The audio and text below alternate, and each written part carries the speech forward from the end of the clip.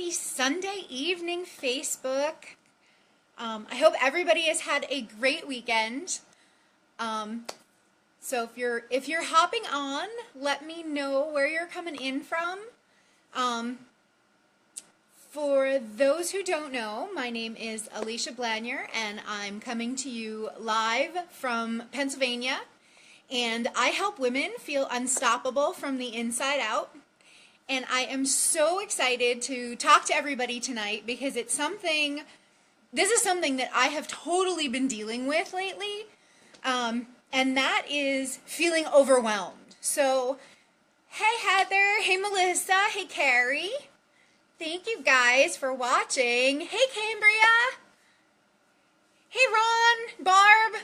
I hope you both are doing well. We need to get together again once this crazy weather breaks. It was actually pretty nice out today, so hopefully this snow will be gone fairly quickly. Hey Cheryl. So I want to talk about feeling overwhelmed. And this is something that I have been dealing with lately, and I know the reason I didn't do my live on Wednesday is because I was kind of burnt out. And I think it's first of all, if you're feeling overwhelmed about anything in your life, you're completely normal. So that's good to know, right?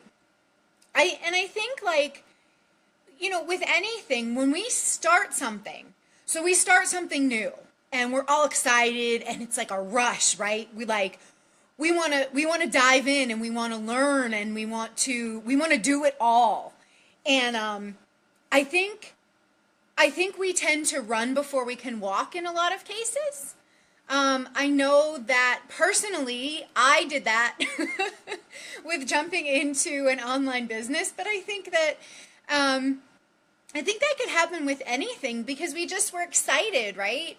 And we're anxious and we want to get to our goals. We want to start getting in there and doing the hard work that it takes to reach our goals. And so I think, we struggle with at some point we reach a level where we're like, how am I going to handle all of this? Like, you start to ask yourself, all right, so what I wanted to happen is happening, and now what? Now I don't know how to juggle it all. And it's when we focus on the big picture, that's when we start to feel overwhelmed by everything. And you kind of have to stop and take a step back and realize that big picture is really just there to help you hold on to your intention. So your big picture, your goal, that's your intention. And it's huge. But it helps us understand where we need to go. That's our goal. So this might sound silly, but think of it like a GPS. So you're in Pennsylvania and you want to go to California.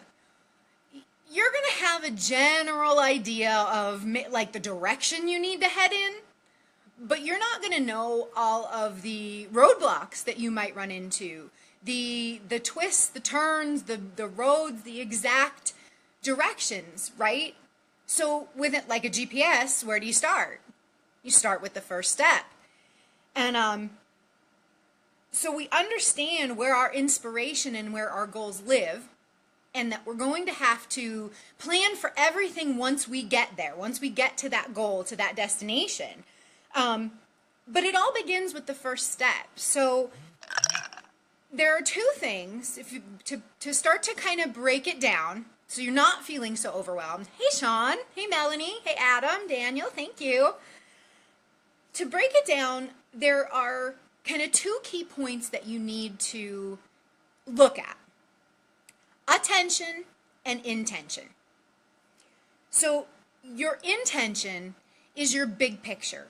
It's your goal, it's where you want to be, it's who you want to be, it's what you want out of your life. It's what your big overall, here's what I want to do. But your attention is what happens every single day.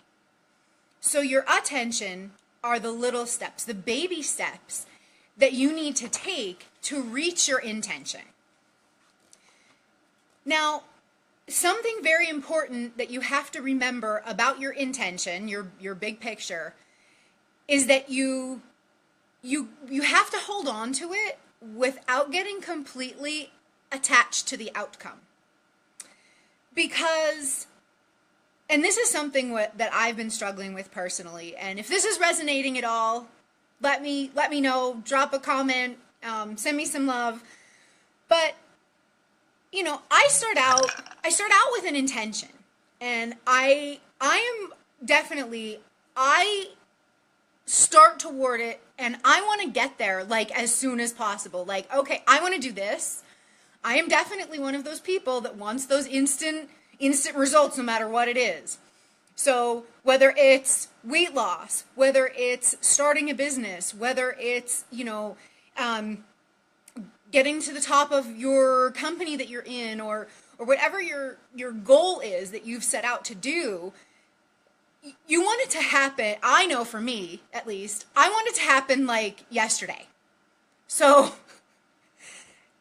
you know, and I think anybody does. You want to believe, you want to see your hard work. You know that you're working hard. You're taking attention, you're taking those steps, and you know that you're working hard, and you want to see it pay off really fast, right?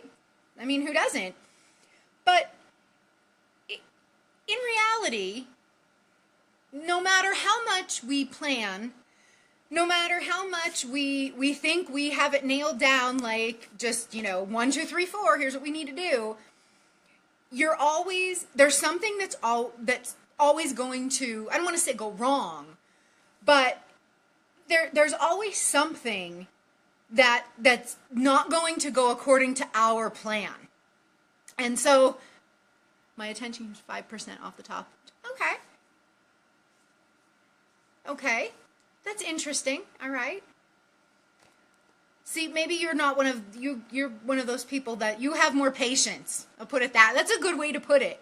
Is that I know for me, I don't have a lot of patience. I want it, and I want it now.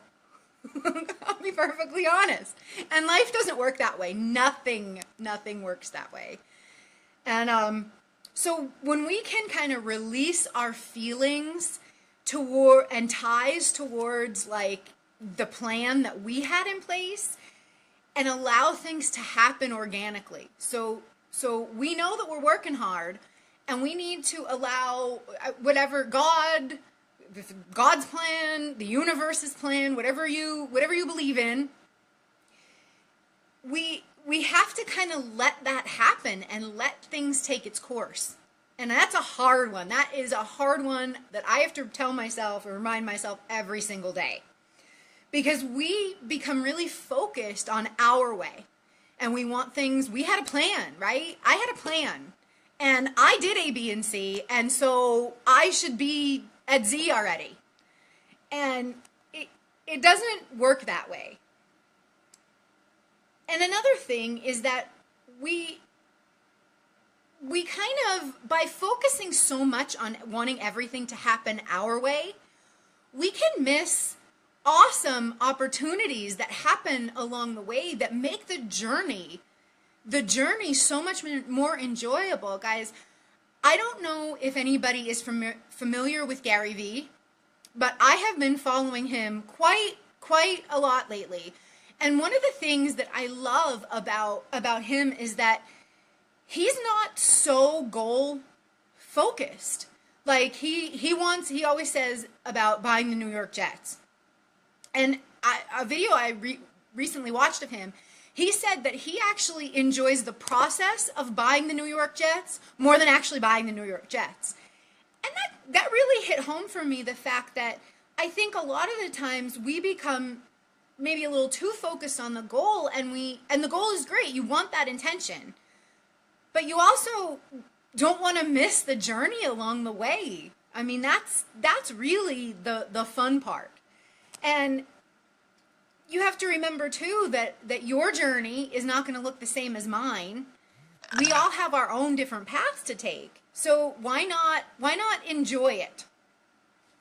So tips. I always like to give tips for when you feel overwhelmed and you're looking at your intention, you're looking at your big picture. This summer's intention is Cedar Point. Oh God, I want to get back there. I want to get back there. One of these days. So, first thing, start your day with envisioning. So I like to start my day. I like to pray in the morning. I like to, just kind of, get in the right, make sure I'm in the right mindset to face the day. But one of the things, if you're really feeling overwhelmed, if you wake up and you're like, oh my God, I have to do all this stuff, to kind of take, 5 minutes, doesn't have to be a long time, but envision, and more important, feel. So take that big picture and see it in a way that puts you in it. So close your eyes and kind of envision as if you're already there. And what is it going to feel like when you're there?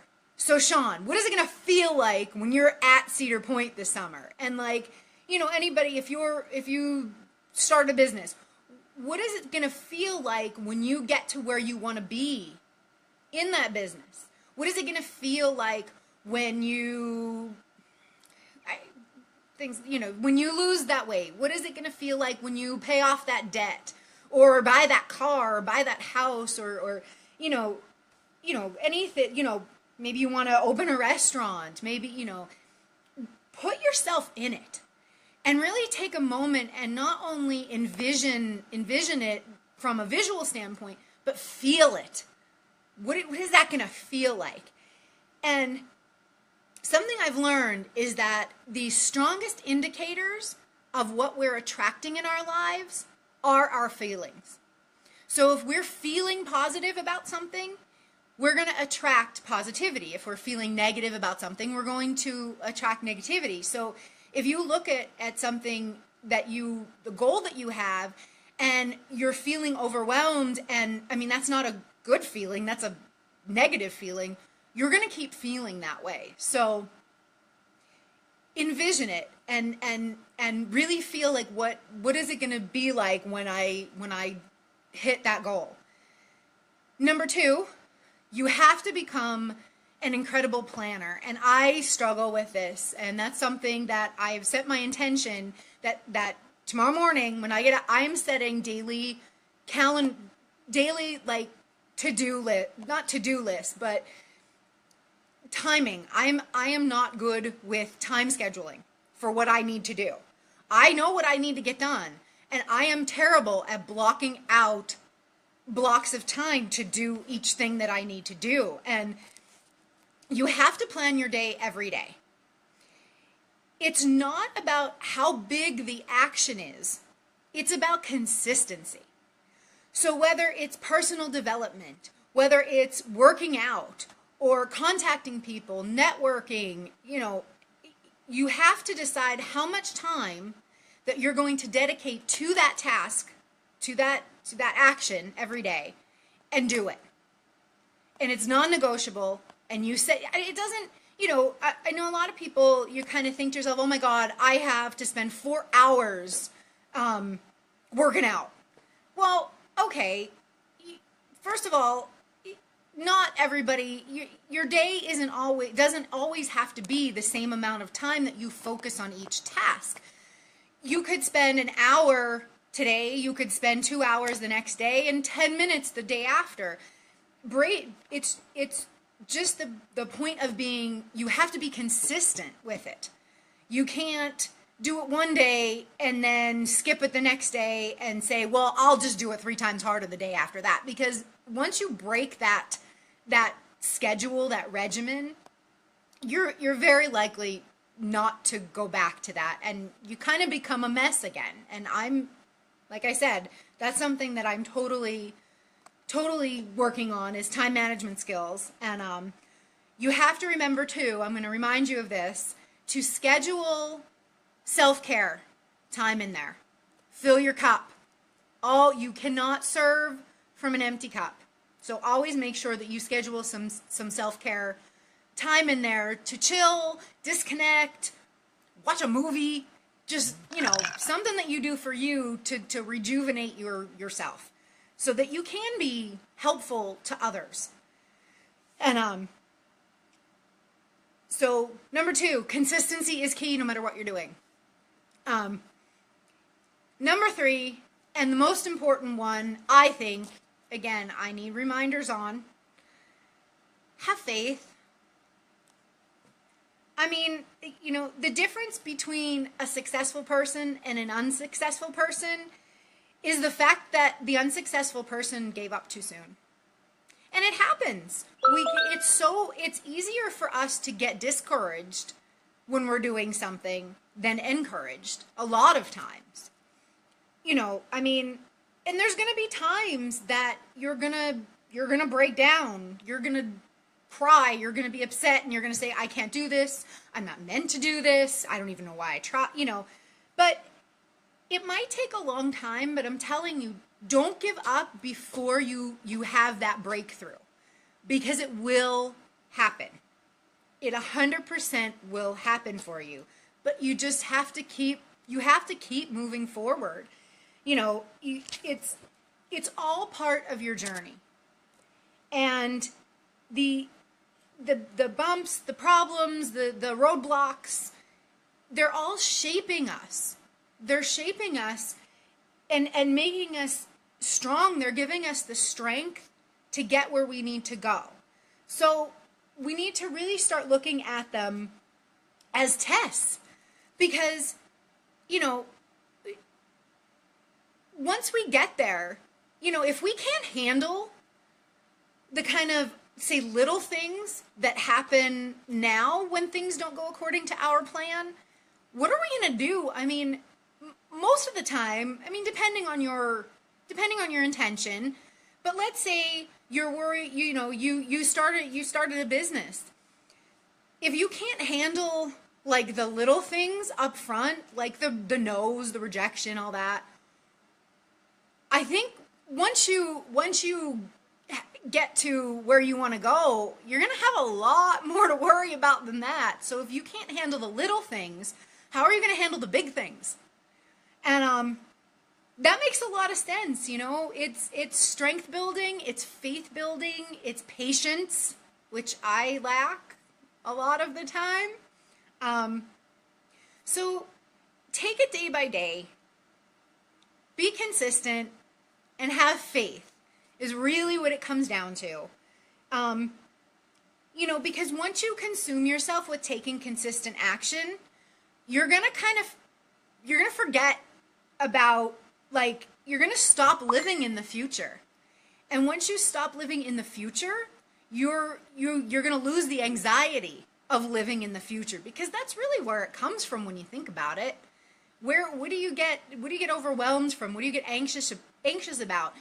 You're anxious because your brain, part of your brain, is living in the future and dealing with future issues that haven't even happened yet.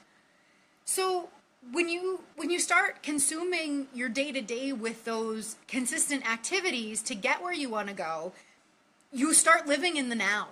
You start living now. And hey, Tara, I was just wrapping up. I was talking a little, about Phil. I always have to throw in there about filling your cup, because it's so important. But yeah, that's what it really, I love you, beautiful. We're like soul sisters. I love you.